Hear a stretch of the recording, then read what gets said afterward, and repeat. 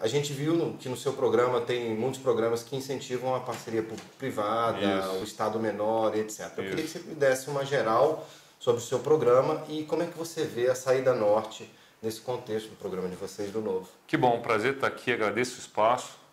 Fico feliz de estar conseguindo passar essa mensagem para as pessoas que assistem, né, leem e acompanham o jornal Nosso Bairro.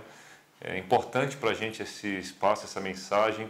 E o nosso governo ele pretende resolver um vício, né, que é a gente ter um governo que custa caro para o cidadão e não ter o retorno equivalente. Então a gente tem que ter não necessariamente um Estado mínimo, mas um Estado necessário.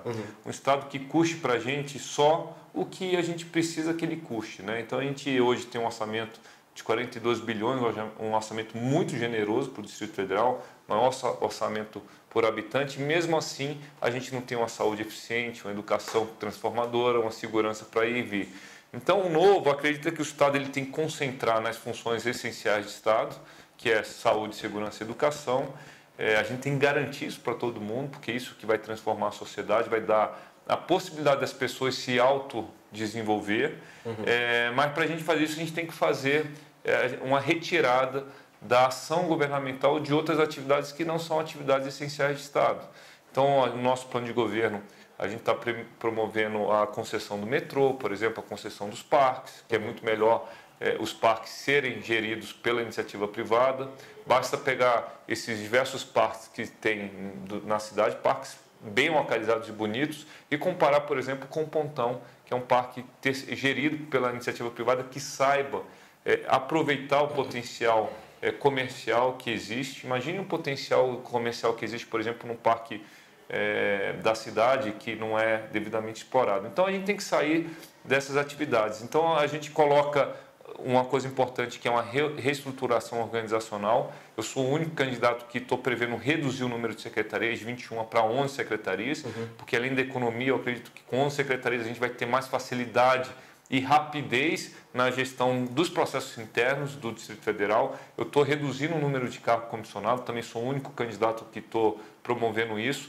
De 18 mil eu estou reduzindo para, de 17 mil eu estou reduzindo para 8 mil cargos comissionados, pela metade. Isso vai dar uma economia de 350 milhões de reais por ano, justamente porque, além da economia, eu preciso ter o servidor público como protagonista, né, das decisões de gestão pública, porque hoje o que a gente vê é uma influência muito grande de fatores políticos nas decisões de políticas públicas. As regiões administrativas também vão ser geridas por alguém competente e capaz de mudar a realidade de vida das pessoas da cidade, e não vão ser geridas por deputados que são eleitos para legislar e fiscalizar e não para receber parte do governo. Então esse faz parte da importância desse Estado mais eficiente que a gente tem.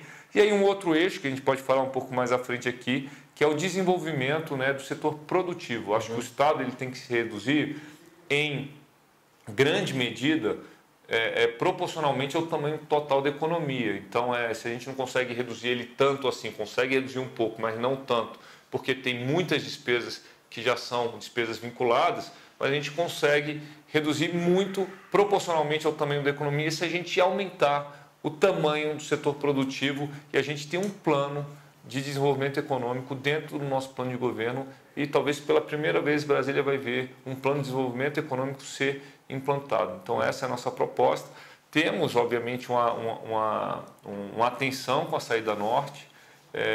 A gente precisa desenvolver as regiões periféricas ao plano piloto para que elas tenham independência do plano piloto, que inclusive reduz o movimento pendular. Então a gente precisa fazer com que essas cidades elas tenham uma vida independente, tenham um emprego nelas, lazer, para a gente diminuir essa dependência, né, de vir. A gente tem que falar um pouco de transporte público, a gente pode falar um pouco mais na frente. A gente está prevendo um transporte público que melhore a vida de quem mora lá para cima, Sobradinho, Planaltina. Temos que tratar de regularização fundiária, isso está dentro do nosso plano de governo. Enfim, a gente pode tratar de tudo isso. Aí eu passo de novo a palavra para você para ver em que ordem a gente vai tratando desses assuntos. Você fala em gestão de excelência, né? Nos diversos segmentos de serviço que o governo presta à população. Saúde é um dos principais, né? Um dos principais pilares de qualquer governo. E a saúde aqui no Distrito Federal e na saída norte do Distrito Federal também não estão atendendo a contento. É o que dizem aí as comunidades, os líderes comunitários, etc. Em Sobradinho, por exemplo, tem um hospital regional e uma UPA, né? Que não atendem, conforme a população merece.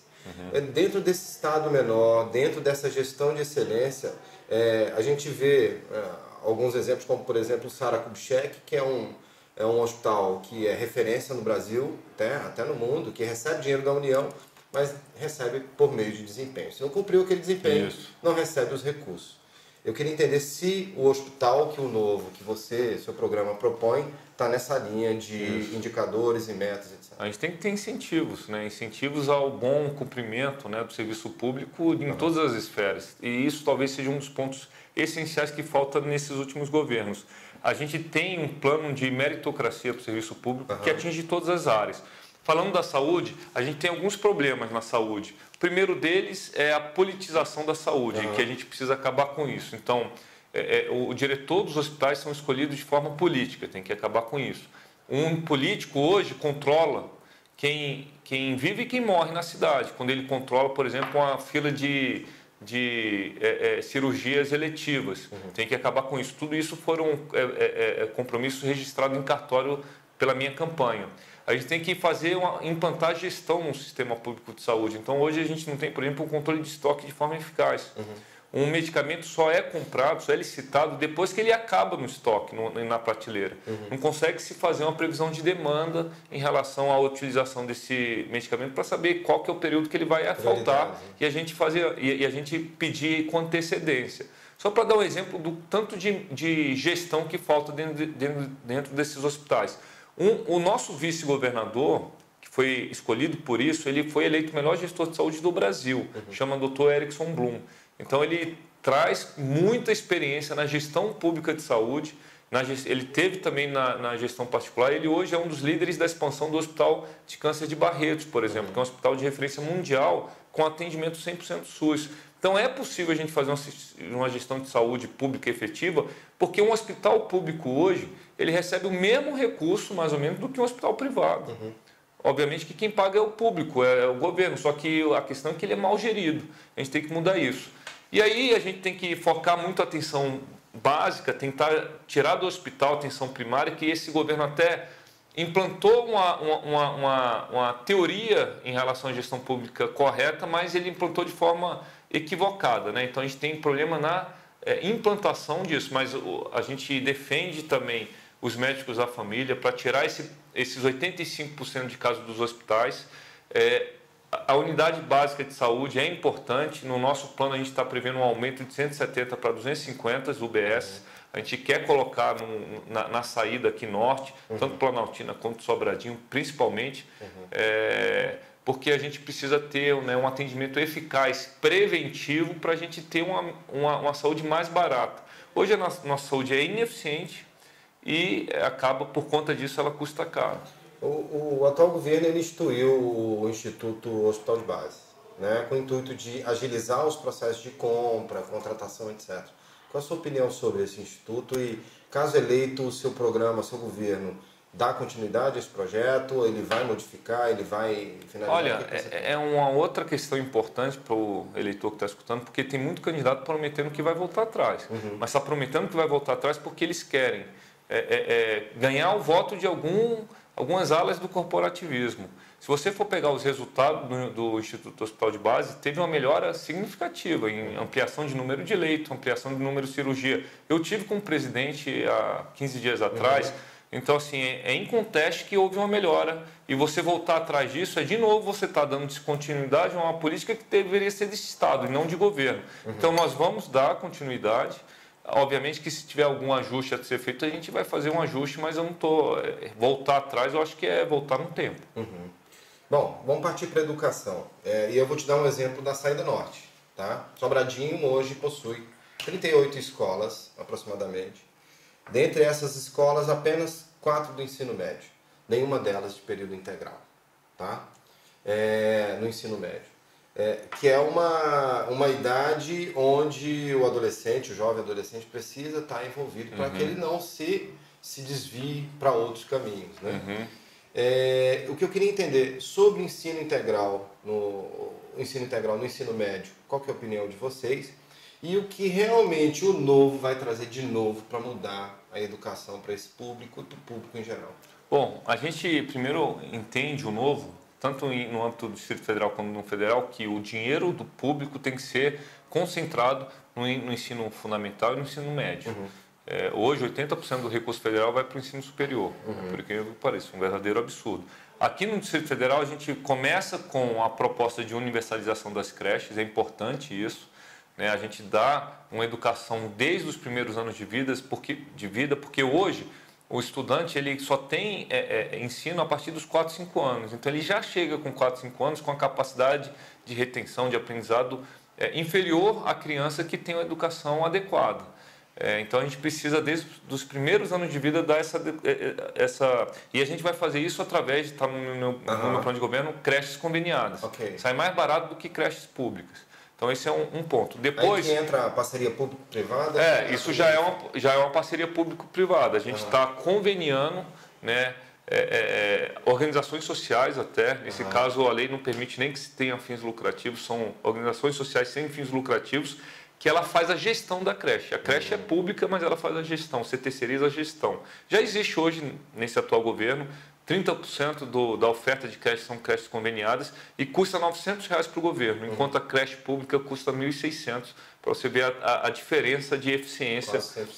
Quase 100%. Se você terceirizar todas, você consegue, inclusive, ampliar esse número de oferta de vagas, que isso está no nosso plano de governo. Um outro ponto importante é a reforma do ensino fundamental, acabar com algumas ideologias que foram implantadas que não têm dado resultado, por exemplo, a progressão automática, que o aluno não repete mais de ano. Né? Então, você fica adiando a correção, né, de diversos problemas e acaba que o aluno chega no ensino médio, né, com muitas deficiências que não foram vencidas ao longo do tempo, porque se colocou uma cultura de que o aluno não pode repetir de ano.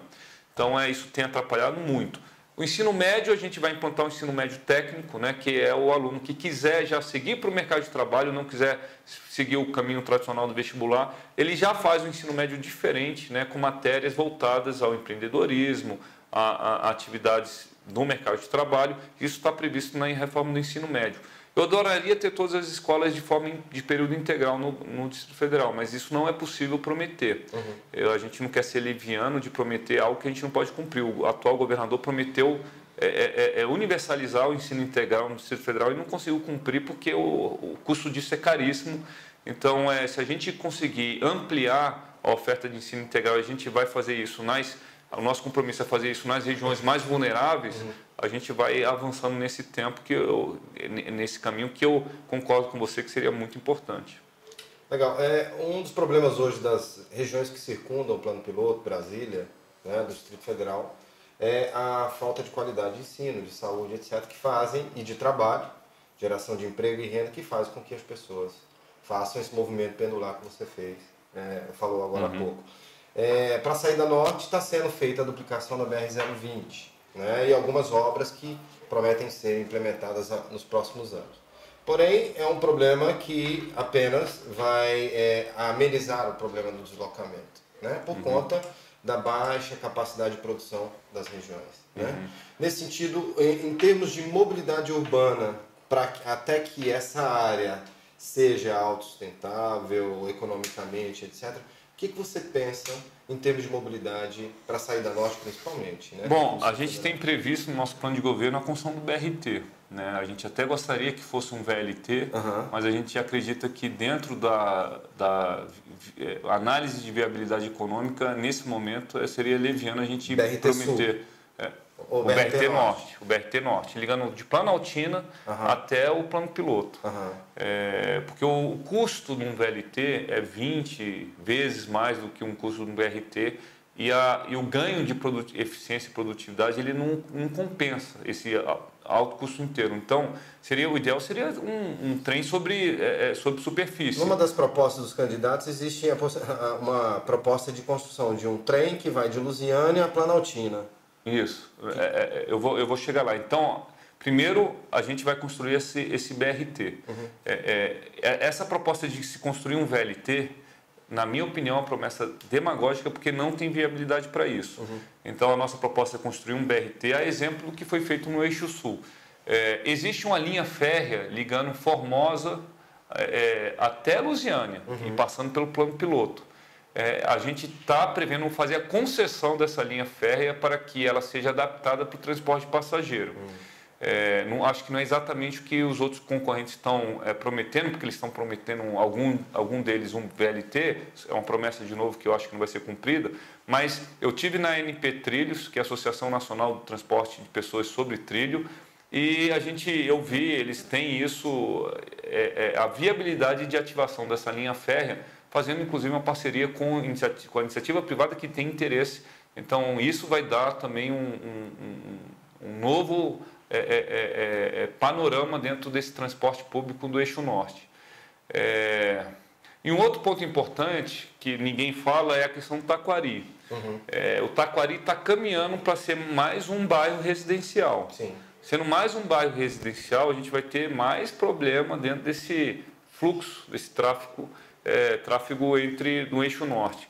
A gente acredita, a gente defende que esse projeto do Taquari ele tem que ser adaptado para ser não apenas um bairro residencial, mas um bairro comercial também de trabalho, para a gente, inclusive, incentivar a ida de algumas empresas para lá, para a gente fazer com que ele gere emprego e que absorva, né, uma parte desses trabalhadores que moram e residem por aqui. Falando em Taquari, é uma região lá coberta de condomínios irregulares, né? Hoje, se não me engano, são 5 ou 6 condomínios que foram regularizados até o momento. Então, é um bolsão populacional de aproximadamente 50 mil pessoas em 80 condomínios, mais a população de Sobradinho e Planaltina, que nessa população de condomínios, esses condomínios ainda não chegaram ao ápice da regularidade. Eu queria entender se no projeto de vocês há uma proposta clara de desburocratização desse processo, porque a regularização, o maior entrave é a burocracia, Isso. é a lentidão dos processos de emissão das certidões, etc. Isso. Queria entender se nesse sentido há alguma coisa específica para poder tornar ele mais rápido. Eu sou conselheiro do Instituto Atlântico. O Instituto Atlântico é um instituto de proposição e estudo de política pública. Um dos projetos do Instituto Atlântico que tem bastante fama no Brasil inteiro é o projeto do Cantagalo, que foi a regularização de 70% da favela do Cantagalo em 4 anos.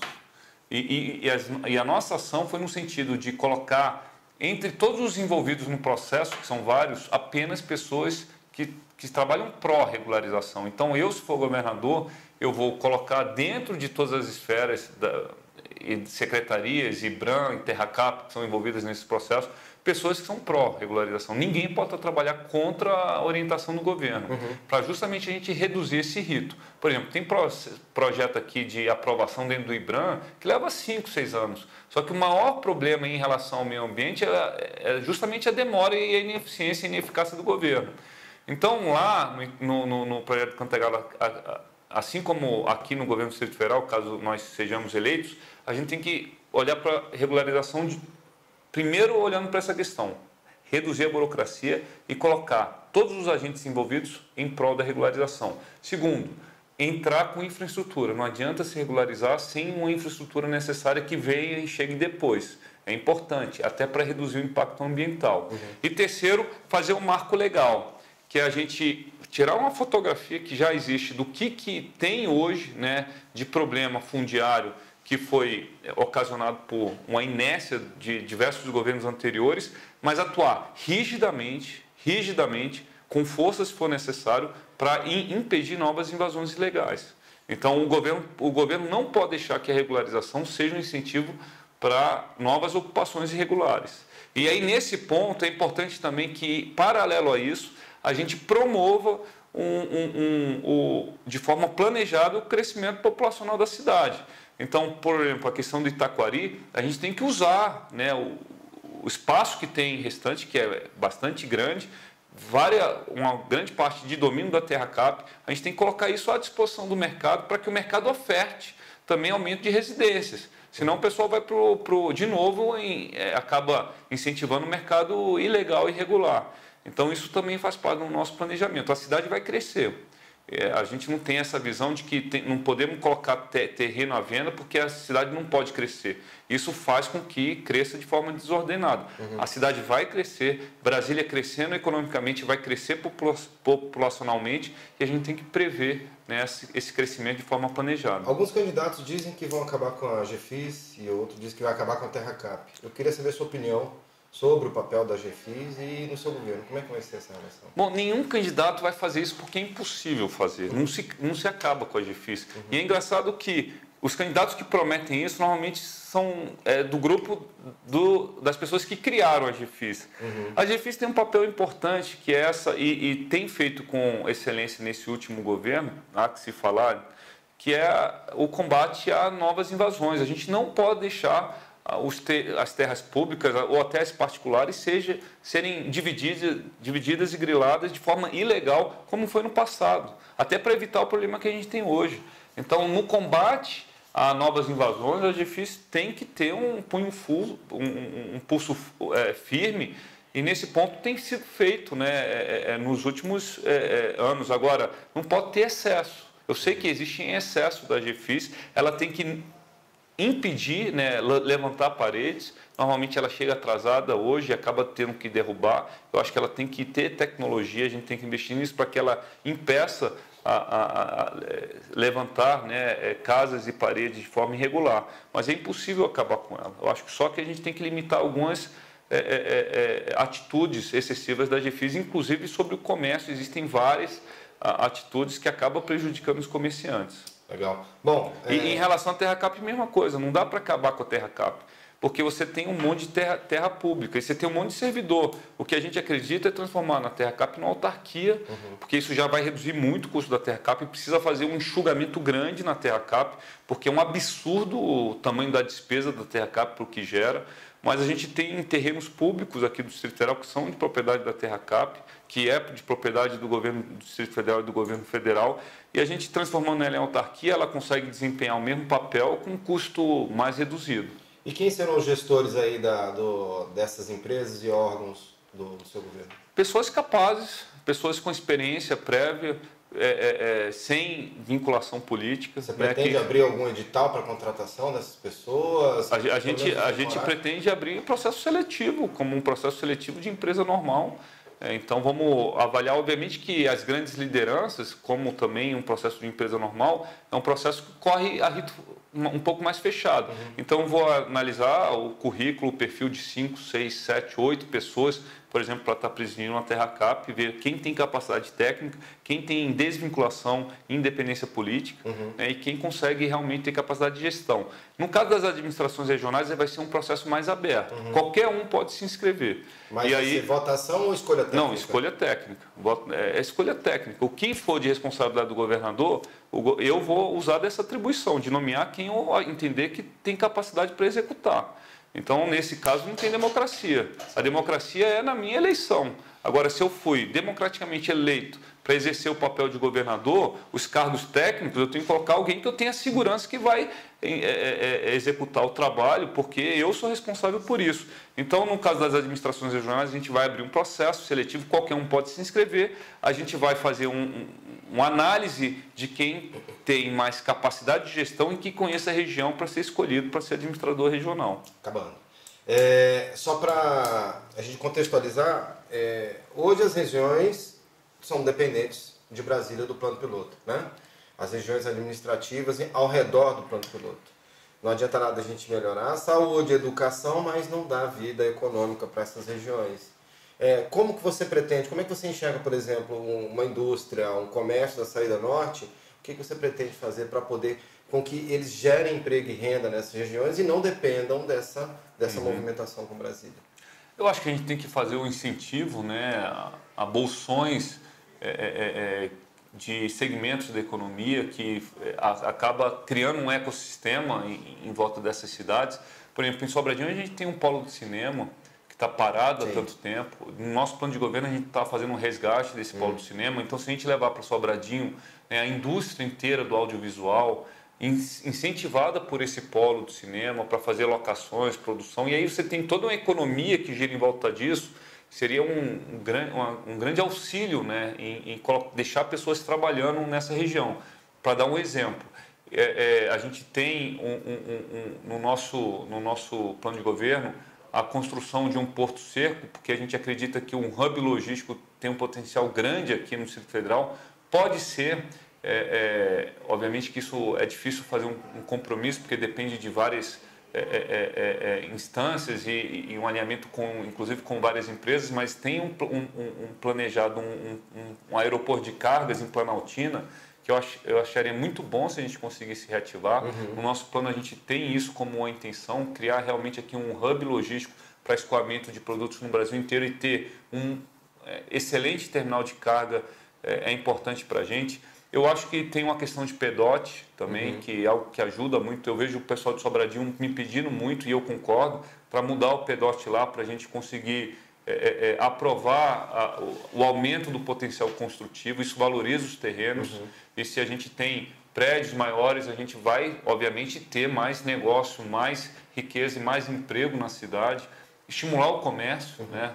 Local, comércio, bares, restaurantes, cinema, lazer, tudo isso faz com que a cidade passe aos poucos e se tornando mais independente do plano piloto. Ainda sobre esse ponto, rapidamente, eu queria sua opinião sobre o Biotic, Parque Tecnológico, que foi criado agora recentemente. Cara, é um projeto incrível. O meu coordenador do plano de governo chama Humberto Ribeiro.